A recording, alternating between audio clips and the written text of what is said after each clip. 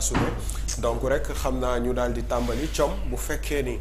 disponible na rek voilà mu ngi noonu donc tey di mercredi 11 décembre 2024 le chef de l'État au sommet de l'UA sur l'éducation à Nouakchott bâtir une économie pour nos talents loolu nag ay kaddu la yoo xamante ni moom le président de la République daal dina koy yëkkati jëmale ko ci li nga xamante ni mooy sommet Union africaine bi ñuy amal démb fële ca Mauritanie ba ma fa demee nag wax na ci li nga xamante ni moo ñeel formation moo ñeel tàggat ndaw ñi nga xamante ni ñoo yor avenir u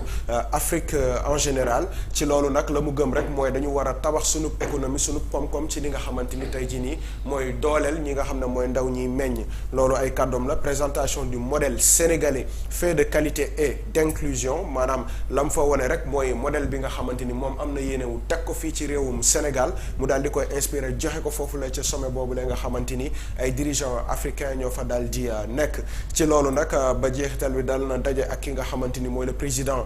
algérien di son homologue Abdelmadjid Tebboune ñoom itam waxtaan nañu bu baax a baax ci relation yi nga xamante ni ñeel na réewum Sénégal ak réewum Algérie ci naka la ñu war a àndee liggéey ci li nga xamante ni en tout cas mooy jëmale Afrique ca kanam accompagnement des PME et TPPME Baobab Sénégal veut financer 5000 acteurs économiques loolee itam mu nekk xibaar bu am solo ci li nga xamante ni en tout cas joxe nañ ko ñeel wàllum investissement ak entrepreneuriat bi nga xamante ni fi mu toll nii daal dinañ koy may doole bu baax baax fi ci réewum Sénégal ñu dem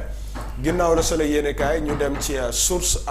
a ñëw wax ci violence faite aux femmes bi nga xamante ni mu nekk benn phénomène bu xew fii ci réewum Sénégal chiffres yi nag daal dina tiital ñu bëree bëri ndaxte 3 femmes sur 10 subissent une des formes de violence c'est-à-dire physique sexuelle psychologique ou économique 89,2% des femmes qui ne sont pas mariées déclarent avoir subi une de ces formes de violence lii nag mu nekk mbir boo xam ne dañu koy ñaawlu bu baax a baax ndaxte comme on a l'habitude de le dire fii ci réewum Sénégal dafa bëri ay jigéen yoo xamante ni des fois dañuy subir en tout cas yi xeetu violence mën na nekk nag physique maanaam ci yaram mën na nekk sexuel maanaam ñu forcer la ci loo xamante ni bëgguloo ko mais tamit psychologique muy yuuxu ya kàddu yu ñaaw yi nga xamante ni ñu ngi koy teg ci jigéen ñi te loolu doon na loo xamante ni il faut que ñu daal ci utop solution 70% des femmes mariées subissent des violences conjugales am na si ñoo xam ne nag la majeure partie seen biir néegu sëy la ñu subiré yooyu les violences te mu nekk cas yoo xamante ni itam ñun ñëpp ku ci ne da ngay daal di jànkonteel ak yooyu noonu di ko gis en tout cas ci dëkk bi muy loo xamante ni itam war nañ cee ut ay saafara bu baax a baax ndaxte nag loolu doon na mbir boo xamante ni jëmul la kër ñu dem ginnaaw source à tribune yéenekaay ñëw wax ci le Sénégal au ralenti Sonko et Diomaye se trompent-ils de priorité ab question la boo xamante ni daal dina koy posé li waral loolu nag wax na ci le ministère de l'économie impuissant constate la flambée des prix muy wàllum jënd ak jaay mi muy wàllum itamit dund gi nga xamante ni fi mu toll nii cher na lool ba métti ba war a rek journal bi di tribune yéenekaay daal di ne est-ce que njiitu réew meeg ñamu àndal dañu daal di juum ci li nga xamante ni mooy seeni priorité dans tous les cas lii di peuple Sénégal ñu ngi xaar la nga xamante ni mooy concrétisation digle yi ñu defoon durant les campagnes radiation du maire de Dakar itam le juriste Abdourahmane Maïga daal dina wax ci loolu la mu gis rek mooy article 267 boobu nga xamante ni ñu ngi koy évoqué doon na article boo xamante ni tey jii nii mënul dox ci contexte bi nga xamante ni moo ñeel le cas de Barthélémy Toye Dias lu ci mënti am rek ku dugg ci journal bi di Tribune li nga ci am ay détails ñu dem ginnaaw Tribune yéenekaay Vox Populi ñëw wax ci radiation de député Ka Thierno Ali Sy le camp de Barth met la pression il interpelle le ministre de la justice sur le cas du remplaçant d'Abbas Fall moom nag mooy ki nga xamante dafa bokk ci Pastef nekk en tout cas ci même situation bi nga xamante ni la ñu daal di jëlee Barthélémy Dias fële ci assemblée nationale moo waral rek ñoom ñi nga xam ne ñooy ànd ak Barthélémy Dias dañoo bëgg rek ñu daal di def la même chose ci ki nga xamante ni mooy Thierno Ali Sy parce que jàpp nañ loolu mooy li nga xamante ni en tout cas mooy égalité mais tamit mooy équité en tout cas du point de vue judiciaire par rapport ak dëkku démocratie bi nga xamante ni nekk nañu ci te nekkul ni rek dafa bokk ci li nga xam ne mooy parti Pastef moo waral mu war a toog ba justice daal di dal ci kawam drame mortel à Goudiri le véhicule transportant 7 élèves et professeurs du lycée de Koutiari fait un accident ñu ngi daal di profito di daal di leen massawu bu baax a baax mais itam di leen jaal ki nga xamante ni ab élève la bu nekkoon en première S2 ci lycée boobule daal dina si ñàkk bakkanam gis nañu démb le ministre Moustapha Maba Guirassy itam daal di si def ab communiqué di leen massawu bu baax a baax baax ñu ngi ñaan yàlla rek yàlla yërëm ko xaare ko aljana mu mattali ndawam fële nga xam ne mooy sa aljana. Sénégal, le gisement de pétrole de Sangomar s'avère plus riche que prévu lii nag mooy mbir mi nga xamante ni jaaxal na ñu bëri ndaxte xayma bi ñu amoon ci li nga xam ne mooy gisement wu Sangomar dafa mel ni daal fi mu toll nii weesu na ko di dem lu bëree bëri ndaxte production bi devrait s'établir autour de 15 à 16 millions de barils pour ces six premiers mois d'exploitation, or que il était prévu que 11,2 millions la ñuy produire mais nag fi mu toll nii dem na ba 15 ba 16 millions loolu mu nekk mbir boo xam ne en tout cas dina doon njeexital bu baax dina am njeexital bu baax a baax ci réewum Sénégal ndax déjà 4 millions de barils de plus que prévu c'est très encourageant selon Charles Thiemel, directeur Afrique de la société de trading pétrolier et gazier BGN loolee nag mooy càmbar bi nga xam ne moom daal dina koy def ci mbir mi te gis na ne daal dina doon loo xam ne lu am solo la par rapport ak la nga xamante ni mooy Sénégal ak ci jugement boobu la ñu dem. ginnaaw Vox Populi ñu dem ci yor-yor nag dugal ñu ci mafia foncière au lotissement recasement de 212 parcelles d'une superficie de 50 032 mètres carrés attribués à 3 sociétés immobilières estimées à 50 milliards de francs CFA lii nag mu nekk beneen dossier boo xamante ni indi nañ ko ci wàllum foncier dafa mel ni nag fi mu toll nii bambulaa dëggantaan la gars yi commencé di gis ci coowal suuf si leen ndaxte càmbar yi ñu tàmbali booboog léegi gis nañu site yu bëree bëri doon na ay sites yoo xamante ni da dëppawul ak yoon ndaxte parcelles yi nga xamante ni en tout cas attribué nañ ko ñetti sociétés immobilières yi nga xamante ni yor wax na ko ñu ngi ko estimé à 50 milliards de francs CFA leur gérant serait des courtiers d'Amadou Sall fils de l'ex-président de la République du Sénégal li tax nag histoire bii ni ñu daal di koy yëkkati parce que ñi nga xamante ni ñoo nekkoon ci courtage yooyu les dossiers ki leen yabal rek dañ njort ne moom Amadou Sall la nekkoon doom ci ki nga xamante ni mooy Macky Sall ce n'est pas aussi la première fois ñu koy dégg ci wàllum li nga xamante ni mooy foncier ak i mbir yu ni mel loolee nag war a rek yor daal di koy indi d'ailleurs sax def naa dem benn entretien avec un agent immobilier boo xamante ni dinañ wax ci lépp loo xamante ni ñeel na wàllum foncier incha allah tey dina disponible ci page Sans Limites TV ñu dem. ginnaaw yor le quotidien ñëw wax ci militaires français en Afrique Dakar abri provisoire après Bamako, Ouaga et Niamey l'armée française quitte le Tchad, Abidjan, Libreville et Djibouti abrite encore des bases. Diomaye agite l'idée d'un retrait du Sénégal lii nag mooy coow li nga xamante ni dégg nañu ko surtout bi ñuy wax ci wàllum Thiaroye 44 ñu bëri doon naan li nga xamante ni mooy base militaire française daf fi war a daal di jóge gis nañu nag li nga xamante ni moo xew fële ca Bamako, Ouaga ak Niamey armée française ak fële nga xamante ni mooy sa Tchad bi nga xam ne jóge nañu fa fi mu toll nii nag ñi ko fi dese mooy Abidjan, Libreville, Djibouti ñoo ko daal di am ak Dakar gi ñu nekk nii te fi mu toll nii président bi dafa mel ci tànk yi mu nekk moo ñu jëlee leen fi donc nag dañu gis ni li nga xam ne mooy armée française mu ngi daal di quitter le petit à petit li nga xamante ni mooy continent africain ñu dem enquête yéenekaay ñëw waxaat ci exploitation du pétrole les records de Sangomar lii nag mooy li ma doon wax tout à l'heure rek 4 millions de barils li nga xamante ni yokku na ci li nga xamante ni en tout cas mooy 11,2 millions yi nga xam ne prévoir woon nañu ko donc nag mu nekk un surplus boo xamante ni avantage la en tout cas pour le Sénégal bi nga xamante ni moo koy exploité fi mu toll nii nag ñu ngi ko doon wax ñu nekk si jamono joo xamante ni soxla nañu lool koppar soxla nañu lool li nga xamante ni en tout cas mooy bile pétrole pour mu jàppale ci li nga xam ne mooy politique publique yi le donc bu ñu gisee ni jàll na ci 11 dem ba 15 ba dem 16 millions de barils yoo xam ne dañ koy daal di produire mbir la boo xamante ni bu ama solo la Parcelles Assainies l'escroc malvoyant piégé loolu itam benn mbir la boo xam ne mu ngi ci biir enquête yéenekaay mais itam pauvreté en milieu rural ces financements qui changent des vies comme tout à l'heure ñu ngi ciy wax ci DER ak yeneen yi nga xamante ni ñu ngi jàppale bu baax a baax nag jigéen ñi nekk ci àll bi di bàyyi te loolu itam mbir la boo xamante il faut que ñu vulgariser ko ñu dem L'Observateur ñëw wax ci commissariat urbain de Bambey horreur familiale surpris en plein acte un fils accusé d'inceste sur sa mère atteinte d'AVC lii nag jafe na lool le mis en cause est un divorcé père de 2 enfants aïe. Bon, économie.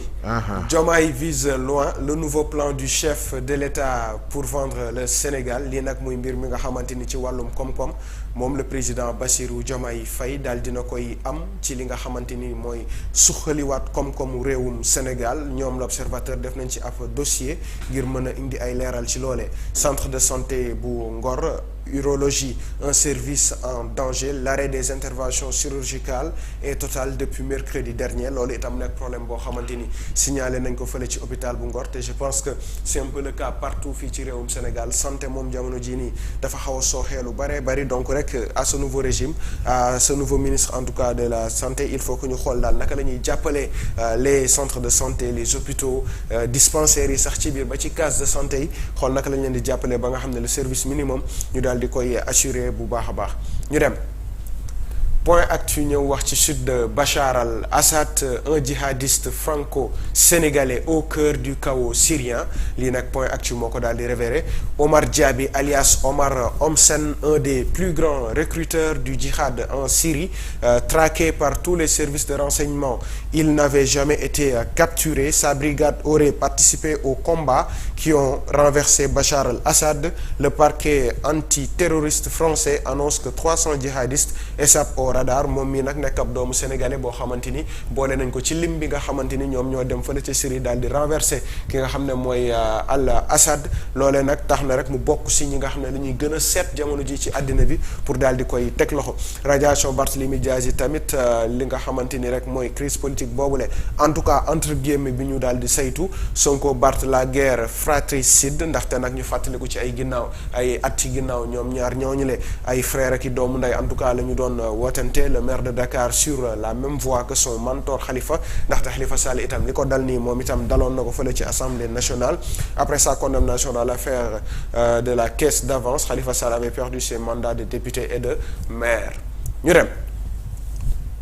Les Échos ñëw wax ci FONGIP, un climat délétère avec des licenciements à la pelle, des demandes d'explication pour des absences survenues avant sa nomination. Dès que le concerné répond, il reçoit sa lettre de licenciement. Certains employés ont saisi l'inspection du travail. Ndeye Fatou Mboup, administratifs, ils n'ont pas apporté de justificatif à leurs absences. Et là, je pense que bu ñu ko naree def ci service yëpp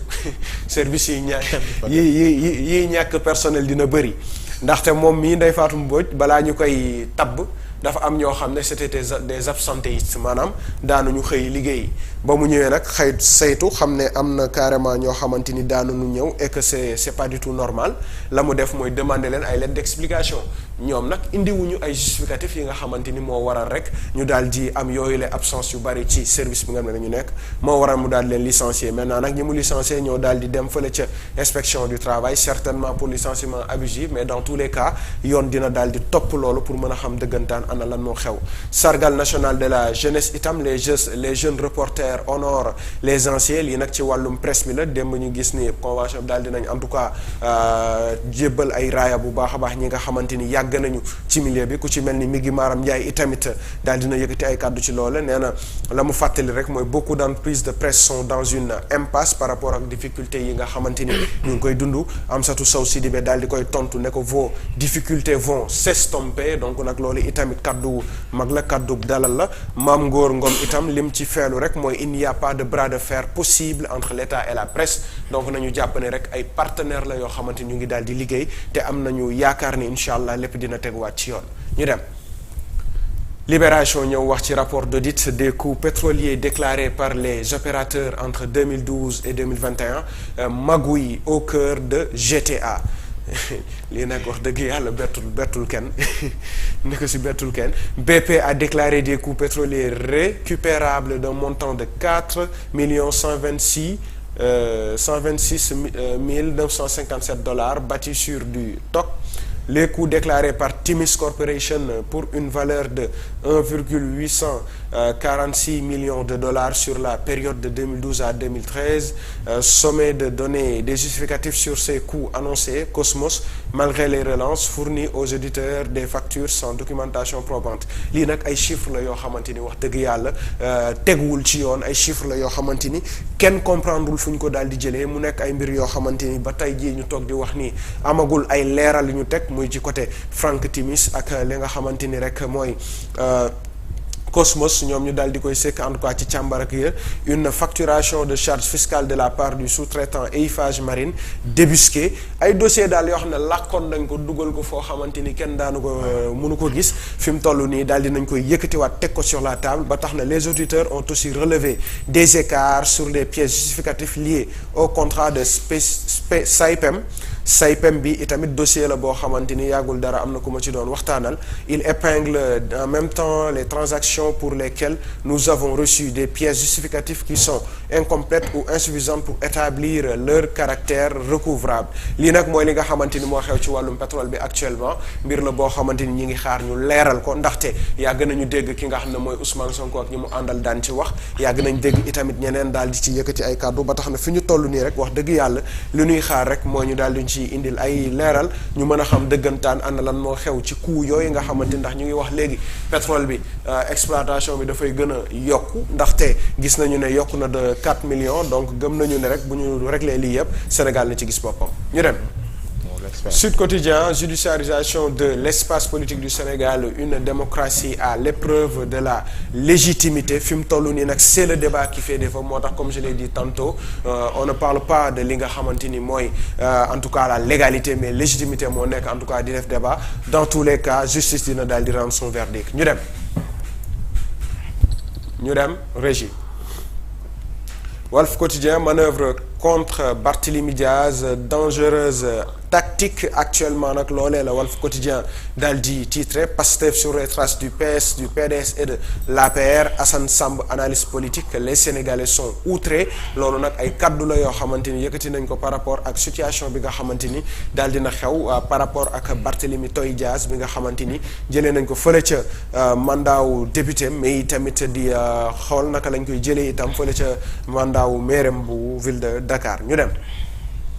Sport, le choc Boy Niang Reug Reug finalement n'aura pas lieu actuellement nag pour les causes amaguñu cause officielle mais ñu ngi ñuy naan kii di Boy Niang moo daal di déposer benn kii certificat médical en tout cas loolu la ñu jotagum ci information buñ ci amee lu gën a leer rek incha allah dinañ leen ko daal di indil. Ligue des champions le Real Madrid se relance Brest créer la surprise donc loolu nag mu nekk mbir boo xamante ni xew na démb ci match Ligue des champions bi nga xam ne moo ñeeloon Real Madrid ñu dem. Odia ñëw wax ci journée des droits de l'homme Odia nag tey fi mu génn mu ngi nii gis nañu kii di MC Amsatou am ñu mu daal di toogal ñoom Alioune Tine ak ñi nga xamante ni ñooy waa société civile bi Bayna Gueye moom tey il a été très bien représenté yor li nga xam ne mooy demande de révocation moom Barthélémy Toye Dias mu ngi jàpp ci chaise am mooy ci ba dëgër rek ne bii moom du dem Ousmane Sonko toujours présent taxaw di ko baare Odia tamit gis naa ne moom Ousmane Sonko chaque jour mu ñëw lii waaw mais Bart solul benn dàll de benn dàll de la sol fi mu toll nii xanaa benn dàll bi mooy assemblée. waaw donc beneen bi mooy mairie. mais c'est du déjà vu avec les anciens régimes on veut du neuf sans parti pris en tout cas société civile bi ñu ngi daal di yuuxu nee nañu lii du dëgg du yoon waruñu ko seetaan Bayna Gueye moom nee na par force lii di mairie bu Dakar da koy daal mais nag Bayna bu moytuwul kii dina ko matt de.